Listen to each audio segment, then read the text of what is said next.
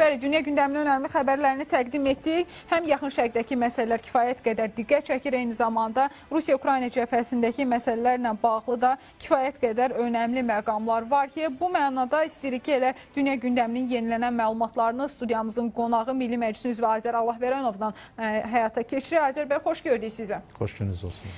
Kifayət qədər önəmli məqamlar var. Əslində həm xəbərlərin təqdim etdiyi bir qismini, eyni zamanda digər məsələlər də var ki, onların üzərində də təhlillərinizi alacağım. Amma ilk olaraq sizdən bir qədər Qareginin saxlanılması ilə bağlı son xəbərlər üzərində bir qədər təhlil aparaq. Çünki önəmli məsələdir. Biz bundan öncə danışdıq siyasi şərhçimizdən. Orada toqquşmaların olacağı bəlli idi. Amma indi sanki miqyas biraz da genişlənib, hətta Qaregini aparmalarına icazə verilmir. İrəvandan da əlavə qüvvə gətirilir ora. Biz nələr görürük, nə görünür indi orada, nə baş verir, necə izah edə bilərsiniz bu məsələləri? Yox, şübhəsiz ki, Ermənistanın baş naziri israrlıdır və ən azından dilə gətirdiyi bəyanatlardan da bəlli olur ki, Erməni Apostol Kilsəsi kifayət qədər sərt şəkildə hakimiyyət daxili proseslərdə təmsil olunubdur və dövlət çevrilişi ilə bağlı dilə gətirilən fikirlər, nümayiş olunan sübutlar, müəyyən telefon danışıqları və audio yazılar və digər məsələlər onu göstərir ki, bu və ya digər formada Erməni Apostol Kilsəsi bu proseslərlə birbaşa olaraq əlaqəlidir və nəzərə alsaq ki, Ermənistan ərazisində, tək hətta Ermənistan ərazisində belə yox, Erməni Apostol Kilsəsinin Ermənistanın hüdudlarından da kənara çıxan təsir etmə imkanları var. Məsələn, digər erməni kilsələrinə belə. Bu, ondan xəbər verir ki, istənilən halda ictimai-siyasi mühitdə Erməni Apostol Kilsəsi kifayət qədər böyük nüfuza malikdir və ikinci Qareginin bu və digər formada ölkə daxilində gedən proseslərdə, siyasi proseslərdə iştirakı var və bəzi hallarda bu iştirak daha kəskin forma alır. Misal üçün, keçən il deyən Baqratın hərəkatında biz onu gördük ki, açıq-aşkar Qaregin yəni ilk günlərdə belə onun tərəfində olduğunu bildirsə də belə, ikinci mərhələdə bir qədər arxa plana keçdi. Amma bəlli məsələ idi ki, bir siyasi institut olaraq Erməni Apostol Kilsəsi bu prosesləri təsir etmə imkanlarına malikdir və dövlət çevrilişi ilə bağlı Ermənistan hakim strukturlarının, xüsusilə də güc strukturlarının bu proseslə bağlı müəyyən mənada bəzi faktları açıqlamaması təbii ki, ondan xəbər verir ki, Paşinyan çalışır ki, bu prosesi bir qədər daha sakit şəkildə idarə eləmiş olsun. Amma Eçmiədzin üzərində bugün güc strukturlarının səhər saatlarından etibarən yürüş etməsi və ən azından ikinci Qareginin saxlanılması və digər, onunla yanaşı digər dini qurumların rəhbər strukturlarında təmsil olunmuş şəxslərin də saxlanılması ilə bağlı bunların əlində çox ciddi qərar var. Bəli, bu qərar da təbii ki, əsaslanır siz qeyd etdiyiniz kimi faktlara və Eçmiədzin kilsəsi ətrafında da gedən proseslər, xüsusilə də qonşu şəhərlərdən və qəsəbələrdən xalqın ora axın etməsi onu göstərir ki, bu qarşıdurma artıq müəyyən mənada miqyasının böyüməsi ilə müşahidə olunacaqdır. Amma istənilən halda ortada həm də ikinci Qareginin bəyanatı var və Eçmiədzin kilsəsi ətrafında yığışan əhaliyə müraciəti də var və müraciətdə də daha təmkinli davranmağı və güc strukturları ilə hər hansı bir qarşıdurmaya getməməklə bağlı bir müraciəti var və bu deməkdir ki, istənilən halda ikinci Qaregin saxlanılacaqdır və əgər Eçmiədzin də elə də böyük deyil, yəni ərazi olaraq böyük deyil, düzdür, siyasi çəkisi kifayət qədər yüksəkdir, yəni erməni kilsəsinin belə paytaxtı kimi də dəyərləndirilə bilər, yəni ən azından dini mərkəzdir. Amma istənilən halda onun ətrafında olan şəhərlərdə yaşayan əhalinin bu prosesdə fəal surətdə qoşulmaması nəticə etibarilə ikinci Qareginin saxlanması ilə nəticələnəcəkdir. Sonraki mərhələdə təbii ki, indi biz başa düşürük ki, Ermənistanın siyasi müstəvisində faktiki olaraq Paşinyan tərəfdarları da kifayət qədər çoxdur və hətta bəzi ölkələr, bəzi şəhərlərdə çoxluq təşkil edirlər. Yəni bu o deməkdir ki, istənilən halda müəyyən cəhdlər ola bilər ki, məhz ikinci Qareginin saxlanması üzərindən xalqı ayağa qaldırsınlar. Müxalifət düşərgəsi müəyyən mənada çalışır ki, bu prosesi pərdə arxası oyunlar vasitəsilə həyata keçirsin. Yəni siz fikir versəz, gedən son bir neçə günün proseslərində belə müxalifətin liderləri öndə yoxdular. Və bu da ondan xəbər verir ki, onlar öndə yoxdular ona görə ki, dövlət çevrilişindən əlaqəsi ola bilər. Və bu səbəbdən də onlar özlərini bürüzə vermək istəmirlər. Digər tərəfdən də başa düşürlər ki, Paşinyan da bu atdığı addımları elə belə atmır. Böyük ehtimalla Paşinyanın da xaricdən çox böyük dəstəyi var.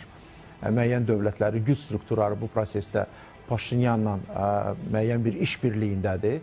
Hətta orada kəşfiyyat xarakterli materialların ötürülməsi və digər məsələlərdə də onların iştirakı açıq-aşkardır. Amma görünən odur ki, Paşinyanı hər zaman dəstəkləyən qüvvələr, xüsusilə də qərb qüvvələrlə söhbət gedir. Onlar ictimai-siyasi mühitin Paşinyanın xeyrinə və Paşinyanın hakimiyyətə qalması ilə idarə olunmasında maraqlıdırlar. Aydın. Mən istəyirəm Azər bəy bir qədər də dünya gündəmi xəbərləri üzərində təhlillər həyata keçirək. O mənada ki, məhz Rubio ilə Şahbaz Şərif arasında telefon danışığı İran-İsrail gərginliyi ilə bağlı əməkdaşlıq məsələsi üzərində idi. Və bu telefon danışığı önəmli, çünki indiyə qədər əməkdaşlıq və vasitəçiliyin edilməsi məsələsi sadəcə ərəb ölkələri, Qətərin adı çəkildi.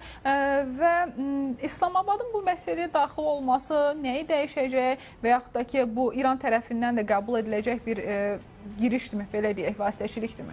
Çox maraqlı nüansa toxunursunuz və ümumiyyətlə Pakistan mövzusu İran-İsrail qarşıdurması müstəvisində heç zaman elə də açıq-aşkar nəzərdən keçirilmirdi. Amma real olaraq biz başa düşürük ki, Pakistanın burada iştirakı var idi və həmin o 12 günlük belə deyək, qarşıdurma zamanı, İran-İsrail qarşıdurması zamanı, indi hava hücumları və digər məsələlər fonunda biz Pakistanın müəyyən fəallığını biz gördük bu proseslərdə. Düzdür, o fəallıq, misal üçün, ərəb ölkələrindəki olan fəallıq kimi deyildi. Hətta, misal üçün, digər İranın tərəfdaşı olan, hətta müəyyən mədə strateji tərəfdaşı olan dövlətlərdən belə müəyyən mənada İrana dəstək xarakterli fikirlər səsləndirilmədiyi halda biz Pakistan tərəfindən müəyyən çağırışların informasiya məkanında yer aldığının şahidi olduq. Və bu da ondan xəbər verir ki, Pakistan təbii ki, bu proseslərdən kənarda tutmur özünü və nəzərə alsaq ki, hətta İran-İsrail qarşıdurmasına müxtəlif don geyindirməyə də cəhdlər var idi, xüsusilə də dini don və digər məsələlərdə. Və burada da yenə biz Pakistanın iştirakını kifayət qədər fəal görürdük və Pakistandan zaman-zaman edilən mesajlar, xüsusilə də hərbi dəstəyin göstərilməsi və digər məsələlər fonunda onu bir daha deməyə əsas verir ki, Pakistan bu prosesdə neytral mövqe saxlaya bilmədi və saxlama niyyətində də deyildi zaten. Və açıq-aşkar İrana dəstək verici müəyyən fikirlər söylədi və bu fikirlər bəzi hallarda həll edici də oldu. Yəni, mən onu da deyim sizə. Nə üçün? Çünki bəlli məsələdir ki, Pakistan bölgədə kifayət qədər böyük nüfuza və siyasi çəkiyə malik olan bir dövlətdir və Pakistan-Çin münasibətlərində yaddan çıxartmayaq və ondan da bir qədər əvvəl Pakistan-Hindistan qarşıdurmasında Pakistanın hətta alnı açıq çıxmasını da deyə bilərik və bu deməkdir ki, artıq dünyanın gücləri bölgədə gedən proseslərdə, bölgədə müəyyən mənada marağı olan dövlətlərlə, xüsusilə də güclü dövlətlərlə hesablaşmaq məcburiyyətindədir. O cümlədən də Pakistandan. Və Pakistan özünü bu bölgədən kənar təbii ki, görmür. Nə üçün görmür? Ona görə ki, Pakistan bəlli məsələdir ki, bir çox proseslərdə aşağı-yuxarı bölgədə təhlükəsizlik sisteminin təmin olunmasında öz iştirakını görür. İndi biz başa düşürük ki, eyni zamanda Hindistanla Pakistan münasibətləri bəzi hallarda bu rolun arxa plana atılması ilə nəticələnə bilər. Ən azından müəyyən qarşıdurmalarda, hərbi əməliyyatlarda baş verən hadisələri əgər nəzər salsaq. Amma istənilən halda Pakistan müəyyən mənada balansın qorunmasında maraqlı olduğunu dilə gətirir və nəticə etibarilə Pakistanın atdığı addımlar və səsləndirdiyi bəyanatlar eyni zamanda burada o balansın pozulmamasına hesablanmış deməli bəyanatlardır və nəticə etibarilə yeri mən bir qədər əvvəl onu xüsusilə vurğuladım ki, İranın digər strateji tərəfdaşlarından ona dəstək xarakterli fikirlər və mövqelər sərgilənmədiyi halda və fikirlər səsləndirilmədiyi halda biz bunu Pakistandan gördük. Elə danışıqlardan, əməkdaşlıq, vasitəçilik məsələlərindən söz düşmüşkən, həmçinin Araqçının önəmli açıqlamaları var. Yenidən masanın qurulması ilə bağlı deyir ki, BMT Təhlükəsizlik Şurası anti-İran sanksiyaları həyata keçirərsə, bu danışıqlar üçün böyük bir səhv olar ümumiyyətlə və Amerika Birləşmiş Ştatlarının İran obyektlərinə, nüvə obyektlərinə hücumu böyük bir maneə yaradır. Qan töküldükdən sonra vəziyyət çox gərgindir, deyir əvvəlki kimi asanlıqla razılığa gəlmək mümkün olmayacaq. Belə olan halda İran tərəfindən bu açıqlamalar gəlir. Amerika Birləşmiş Ştatları hazırda daha çox diplomatiya yolunu tutduğunu deyir, hər vəclə, amma yenə də nüvə proqramını istəmir və nüvə proqramının sıfırlanmasının tərəfdarıdır deyə qeyd olunur. Yəni burada fərq yoxdur. Ya Pakistan olsun, Qətər olsun, masanın qurulması bu mənzərədə nə qədər real görünür? Bilirsiniz, istənilən halda tək Amerika Birləşmiş Ştatları yox, ümumiyyətlə digər bu proseslərdə iştirak edən dövlətlər çox gözəl başa düşürlər ki, istənilən halda danışıqlar masası olmalıdır və danışıqlar aparılmadan hər hansı bir nəticə əldə etmək mümkün deyil. İndi danışıqların aparılmasının bir neçə alqoritmi ola bilər. İndi biz bilirik ki, bu danışıqlar bugün gedir, real olaraq gedir. Hətta 12 günlük həmən o müharibə zamanı da belə gedirdi. Yəni təmaslar davam edir. Təmaslar var, kommunikasiyalar var. Heç kəs o kommunikasiyaları dağıtmayıbdır, yandırmayıbdır körpüləri. Müəyyən dialoq var və tərəflər arasında mövqelərin ortalığa qoyulması və bəzi hallarda şərtlərin bir qədər yumşaldılması ilə də bağlı biz nüansları biz görürük hər iki tərəfdən. İndi hər iki tərəfdə şərtlər var, amma daha çox geri çəkilən tərəf kim ola bilər? Yəni hansı tərəf ola bilər? Güzəştə gedən tərəf və bu indiki açıqlamalarda real görünürmü? Mən bunu güzəştə gedən tərəf kimi yox və ya geri çəkilmə kimi də dəyərləndirmirəm. Sadəcə olaraq tərəflər bütün qarşıdurmanın, bütün mübahisələrin danışıq yolu ilə aparılması da maraqlı olduğunu görürəm.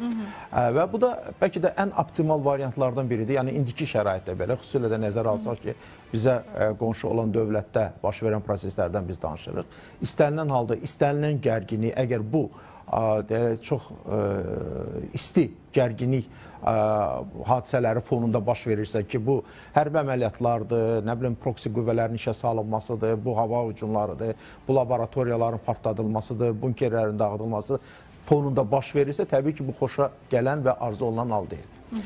İstənilən halda tərəflər danışıqların aparılmasına maraqlıdır. Amma İran tərəfinin şərti ondan ibarətdir ki, ABŞ-ın İran qarşısında qoyduğu nüvə proqramından imtina etmək tələbi arzu olunan deyil, yox, ümumiyyətlə qəbul edilməz bir haldır.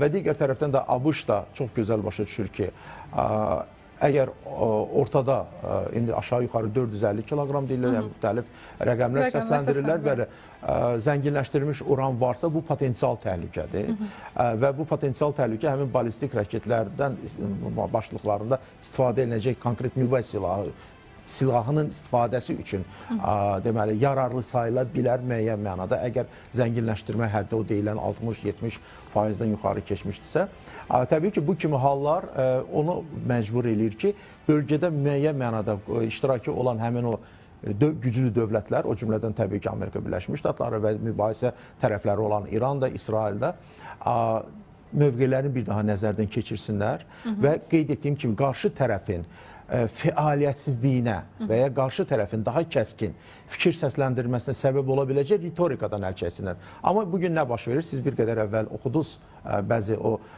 bəyanatlara da diqqət yetirdiniz. Kifayət qədər siz fikir verin, çox kəskin bəyanatlar biz eşitirik. Və hətta bu bəyanatların arasında ittiham etmək, təhdid elementlərində biz görürük.